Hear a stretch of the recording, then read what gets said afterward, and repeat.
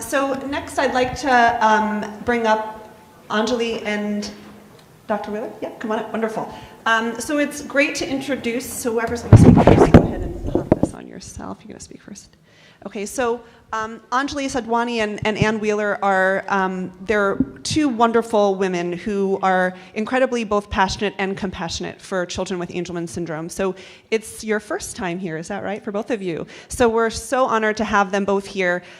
You'll just hear it in their voice and in their energy how amazing they are with our kids and how they really want to do the right thing and they believe in our kids very much. And what they want to talk to you about is some of the work that they've been doing with trying to modify different scales for our kids for clinical trials purposes and for testing purposes to actually show the potential that our kids do have and the brilliance that's in their head that they can't put out. But just to introduce them, Anjali is a clinical psychologist at the Children's Hospital of Boston, and she does a lot of research with Angelman syndrome and other genetic disorders and kids with intellectual disabilities, but a big focus of her research has been in Angelman syndrome. Dr. Wheeler is, she has a very long list here of all the different institutions she's involved with, but most of the work she's been doing as also clinical psychologist is at the University of North Carolina, Chapel Hill, and so they're both very much involved in working with our children in a psychologist type of fashion in measurements, testing, and analysis. So they're going to share with you the work they've been doing for the ABOM, the Biomarker and Outcome Measure Consortium. Thank you. I'm going to stand up in about 3 minutes left. Okay. So you want to just turn on you? Okay. All right. Can everybody hear me? Yeah. Okay. Answer and laser. Okay. Awesome. Thank you. Good morning. It's great to be here. I want to thank FAST for inviting us to come talk. We're very excited about sharing our ideas and our thoughts about how we can assess kids with Angelman best. Anjali and I and some of our colleagues, we have a big group of folks at UNC and Boston Children's and Erasmus in the Netherlands, and we've been working very hard and thinking quite a bit about how we can best develop a good outcome measure for understanding changes in cognition and development. And so we're very happy to be here and talk to you all about what we've been thinking.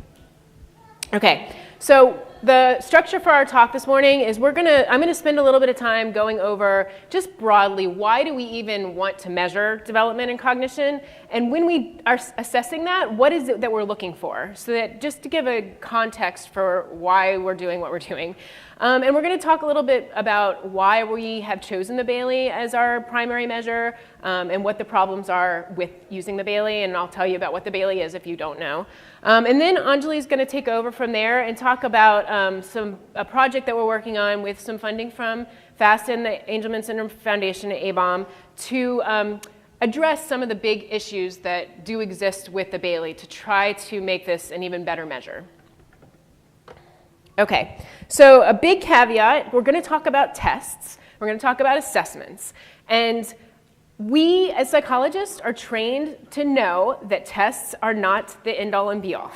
And so it is very important for us to convey to you all that we understand that we're not capturing everything about your child when we're doing a test. Tests are considered samples of behavior. They do not necessarily reveal capacities or traits or even a person's potential necessarily. But they do have some predictive value in understanding how an individual is functioning at this present time and how they might succeed in the future. All tests have to be valid and reliable, which basically means that the test is testing what we're saying it's testing. And so we have to think really hard about whether or not we're doing that with the measures that exist. When it comes to the results, we also really recognize that whatever result we get is not necessarily a reflection of the child all the time. So a testing situation requires a child's cooperation, it requires motivation, it requires that the examiner has developed rapport with the child, and those things can fluctuate and change depending on the day, depending on the hour, depending on hunger or lack of sleep or for everybody involved. And so again, all of this has to be understood and interpreted in context. So we put all that out there. We want you to know that we know that and that that's part of our thinking about these measures. So why do we even need to do this to begin with? Well, there's several reasons. I'm going to talk about our top 4 reasons that we give a test to a child. The first one is to help with clinical diagnoses. So there are some diagnoses that we don't know just by looking at a child or by talking to a child what's going on. And so we use tests to help inform what the diagnosis might be. We use tests to help us understand the individual's kind of zone of development. So we know when we're thinking about interventions, thinking about strategies to teach, we don't want the things that we do to be too easy, that they're not learning. We don't want it to be too hard, that it's frustrating. We want to get right at that exact zone where they can be engaged and learn, but also not be too frustrated. And so tests can help us identify where that zone is. We use tests to help qualify children for specific services. Some services have criteria that require a specific score on a test or specific range on a test to meet for those services. So we use tests for that. The one we're most thinking about right now, the one that's most critical for us as we are looking at promising clinical trials for Angelman, is that we need a test that's sensitive to change. So we need a test that can help us identify when there's progress being made in a specific set of skills. So these are the reasons why we use tests. So when we talk about developmental measures and we talk about intelligence measures, the Bayley is considered a developmental test. And what we're doing with developmental tests is helping assess the attainment of specific skills, so foundational skills that then you use as a human being to solve problems in your world. And so a developmental test can be done through observation and through interaction with the child. We usually assess somewhere, not all tests do all of these skills, but they almost all look at cognition, so that's problem solving, planning kinds of activities. We look at language, both expressive, so how they're producing and communicating externally to other people and what kind of information they're able to take in, and then both fine and gross motor, so use of hands and big muscles. Many tests also will look at social emotional functioning as well as daily living skills. So when we talk about a developmental test, again, this is those foundational skills, and so typically they're only administered to young children. So we're talking about measures that are usually designed for kids birth through 5. Some tests will go up to age 8 in terms of their development. And then once the child gets older, then we're moving into intelligence tests or cognitive tests, and those are slightly different. So we have problems with IQ tests for kids with Angelman, and I'm going to go over some of these. So when you have an IQ test, these require a minimal basic set of skills just to be valid, just to be able to say, yeah, this is a good test. So individuals have to have the ability to see and hear the instructions that are given for an IQ test. They have to be able to follow at least one, but usually at least 2-step directions independently. They have to be able to match one and be able to say this goes with this. They have to be able to point or at least be able to convey physically, motorically a response. Most tests require that they have one-to-one correspondence, that they can say this is one, this is another item, this is another item. And they have to be able to motorically initiate and plan at least 1 to 2 steps. So many of these tasks are very challenging for our kids with Angelman. Also, most IQ tests require language, some ability to provide verbal responses. There are nonverbal tests, and I'll talk about one in particular in a minute, but often when you trade the verbal, you increase the motor demands, and so that becomes very challenging for our kids with Angelman who have both the verbal and the motor challenges. And a very important aspect of all this is that if a child cannot do at least 1 to 2 items on all the subtests of a test, we cannot consider that an appropriate test for that individual. And so they have to be able to show that they can do some of it. Even if they don't do a lot of it, they have to be able to show that they can do some of it. And many of these tests, they aren't able to do that. So these are some pictures of some common IQ tests, and I just want to talk about where the challenges are. So the one that you see on the left, this is the Wechsler scales, and this is the most common used IQ test. They're used in the schools, they're used in clinical settings. And it starts at around age 6 and goes all the way up through adulthood. These are just a few things that they have to do. So you can see there's the white sheet that's kind of in the middle of the page here. This is a matrix reasoning. So they have to look at that box and figure out the puzzle and then point to the right item underneath the puzzle that goes in that missing box. Or coding, where they have to go through and use the key at the top and actually write little tiny symbols all the way throughout the task. So you can see that this would be a big challenge for many kids. The DAS, the Differential Ability Scale, is another commonly used test, and some of your kids may have been assessed with this. I see, coming through the clinic, I see many kids who have had this measure. This is a little bit of a better measure. It has nonverbal components to it. It also has out of range norms, so you can have an older kid but use younger norms to understand where they are, where they're functioning. But it still has quite a bit of language and motor demands that are challenging, and I often see reports where I question the validity of the administration. The lighter is the test down below it, and this is a nonverbal test, and I do use this test in clinic with older individuals with Angelman. The minimal required skill here is the ability to match. If they can match items, like match a picture like a small picture to a bigger picture, then they can actually do this test. And so I will use this test sometimes, but I would say maybe 20 to 25% of the kids I see in clinic can do this task. So that, again, is a challenge. So enter the Bayley. So I want to help everybody understand what we're looking at with the Bayley. So again, the full name of the scale is the Bayley Scale of Early Development, and it is it assesses broadly, again, cognitive functioning, receptive language, expressive language, fine motor, and gross motor. There's also social, emotional, and adaptive skills. What we're looking at here is the ability to problem solve, the visual spatial skills, symbolic representation, so the ability to understand that an object can represent something else. So a toy banana can represent a banana. Also object permanence, so the fact that something that I can't see still exists. And then how you approach novel tasks, how they approach things. So when we're asking a child to stack blocks, honestly, stacking blocks, the actual task of stacking blocks, isn't that important. But how they approach the task, the fact that they can hear an instruction, that they can plan motorically to put a block on top of another block, that they can problem solve, that they have the visual spatial skills, those are the things that we're looking at. And those are those underlying, again, those underlying foundational skills that we all need to go on to do other things. So this is what we're measuring with the Bayley. So why did we use the Bayley? Well, it is the most widely used, most well-validated measure of developmental milestone progression. So this is one of the main reasons we change it. It is sensitive to change. We can see change over time because these skills they're very specific, refined skills that we're testing, and we can see how they're progressing with those specific skills. Within the Bayley, it actually allows for modifications, and we're going to talk about how we're capitalizing on those modifications that are allowed to testing procedures to support individuals who have motor or verbal challenges. Maybe one of the more important things for the fact that we need a good measure for outcomes in clinical trials is that it is an FDA-approved measure, and it's been used in other clinical trials. So it shortens our stumbling blocks towards that considerably.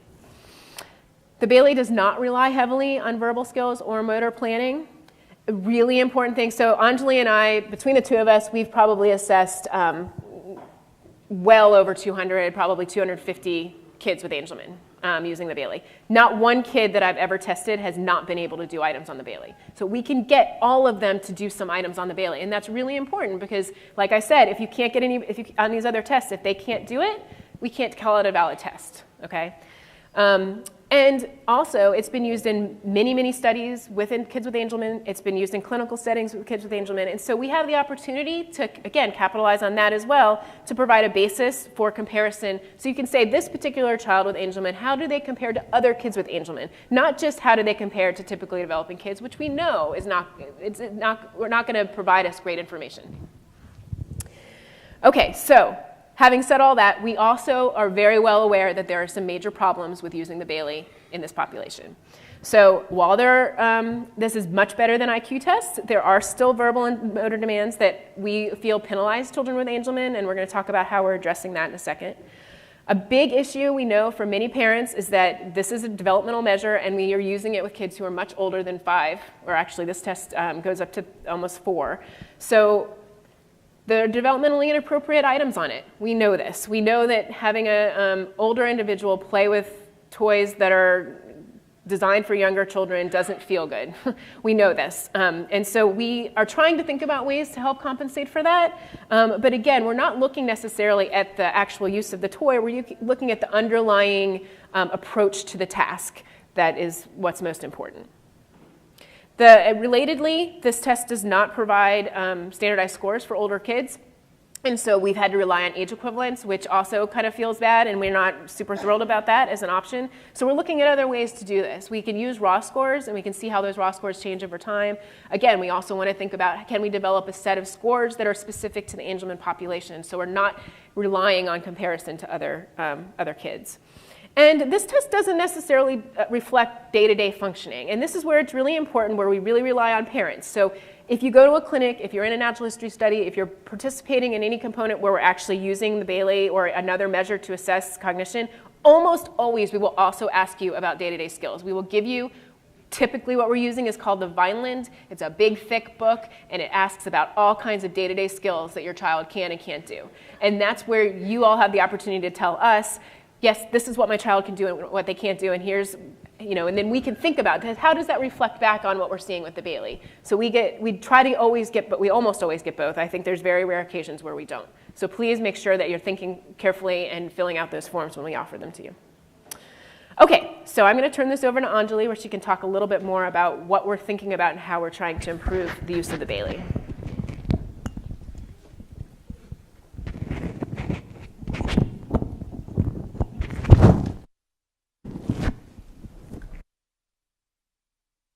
Everyone hear me?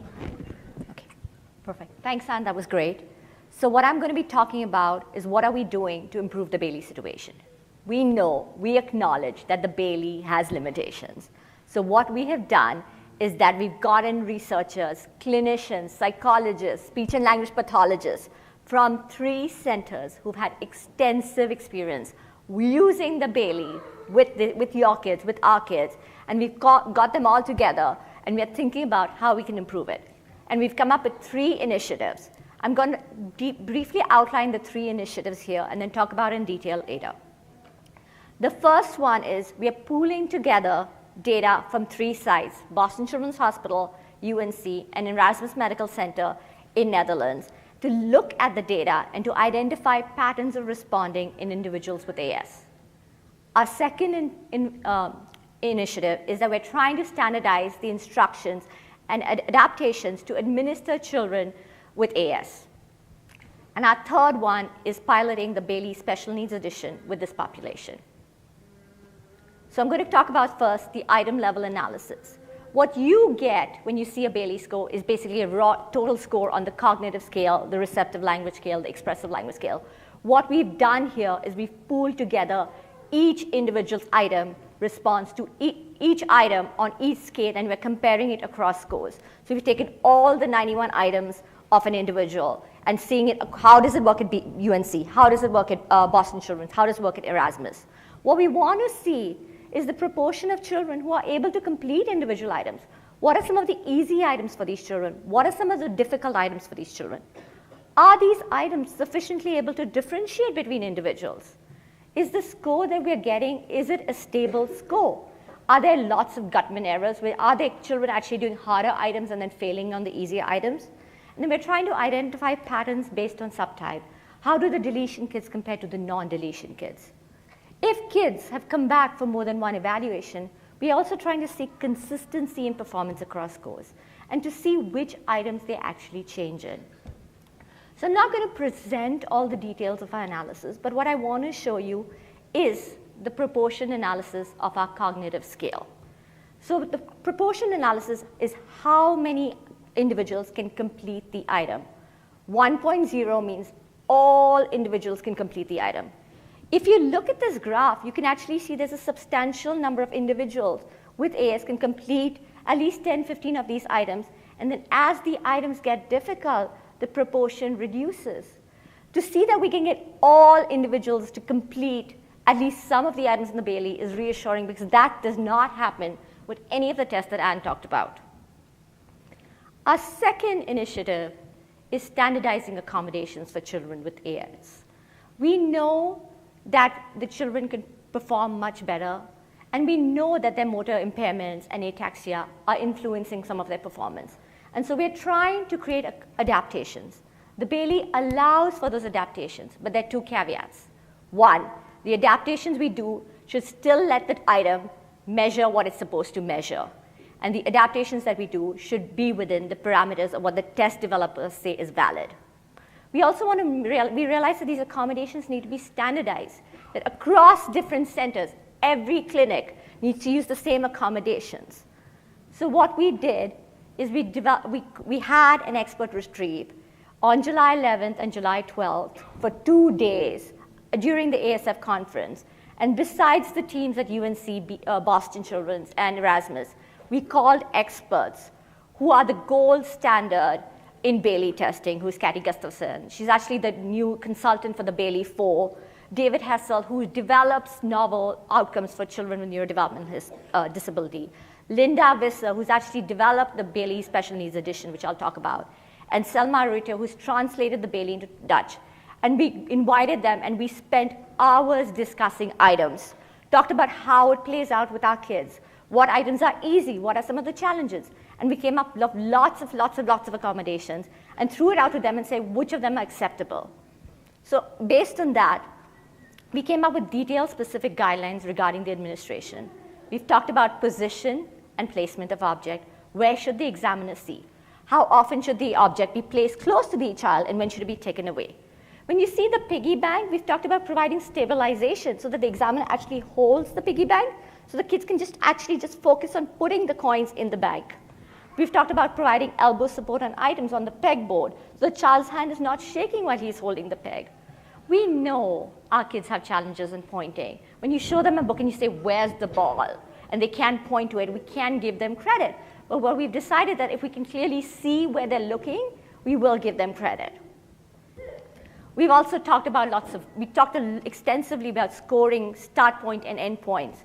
We've talked about going away from the age equivalence. It's not valid. And using raw scores. And also when we're assessing change across items. We know our children take time to do our tasks. They can do it. They don't do it within the time limit. So we discuss eliminating time limits. When we're trying, especially for clinical trials, if you're trying to see change or progress, it's important at each visit that the child starts at the same item across visits. We know some of our children are able to do harder items and still struggle on the easier items. But because of the ceiling effect, we can't test that, so we're trying to discontinue the ceiling effect. The goal is to develop a manual of standardization and disseminate it to all research studies, all clinics working with individuals with AS. So these accommodations are standardized and are given to all children who go to any clinic or research study. The future proposed adaptations is once we want to develop a supplemental manual to score the language items of the Bayley, to give them credit for manual science and ASC, which a lot of our kids are now using. Shout out to Margaret DeRamis and Cindy Navis in our team, who are fantastic speech and language pathologists who are going to lead this effort. The ultimate goal is to develop AS-specific norms. We honestly don't want to compare our kids to kids typically developing when the Bayley was only normed to 42 months. We want to see where our kids stand compared to other kids. Our last initiative, and which we're really excited about, is the Bayley Special Needs Edition. It was originally developed by Linda Visser, only in Dutch. She has a specific version, which is the low motor vision version, which is very applicable to our population. She's specifically spoken on change in items and change in responses. Some of the adaptations that she's talked about is using different materials, enlarging the size of certain materials, changing colors of certain materials, using knobs, enlarging the picture book, and the placement, using a placemat for stability and contrast. For example, if you look at the first picture with the pegs, the first pegs is actually the pictures that we use in our study with the original Bayley. The next one is the one that she uses. The pegs are bigger. They have handles which allow for more stabilization. In the shape sorter, you can see the shapes are for different color and they have handles to help support it. The most extensive thing is the picture book. It is much, much bigger, so it allows children to point, and we know exactly where they see. A lot of research has supported the Bayley Special Needs version. It shows that children without impairment have equal results on both the standard version and the special needs version, showing that kids who don't have impairment don't benefit from the accommodations. On the other hand, kids with impairment have higher results in the SNA version than the standard version, showing that this test has good validity. What is the Bayley Special Needs version with our AS population? Since it was developed in Dutch, it's been used in Erasmus very recently. We're very excited that Pearson gave us permission in October 2017 to actually translate this version from Dutch to English. We're going to start it off as a 2-center study with UNC and Boston, testing the special needs version and seeing how it works with our population and see how it compares to the performance on the regular Bayley, and then compare it with data with Erasmus.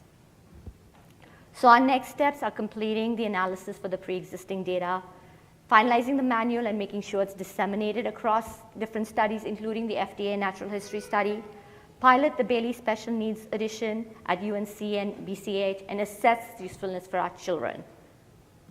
In conclusion, we know there's no perfect tool for assessing the development of children, our kids. The data must be interpreted thoughtfully and in context. Although there are problems with the Bayley, it's a reliable measure to assess wide range of skill that all individuals can do at least some items on. It's sensitive enough to measure change. We are hopeful with our accommodations, adaptations, and our analysis, we can develop a valid and reliable measure and an acceptable and effective measure for clinical trials. It clearly is a village who does this work. It's not just Anne and me alone. We have a huge team of experts who are helping us through this. And we specifically want to thank the ABOM, FAST, and Angelman for providing some funding to help us with our work. Thank you.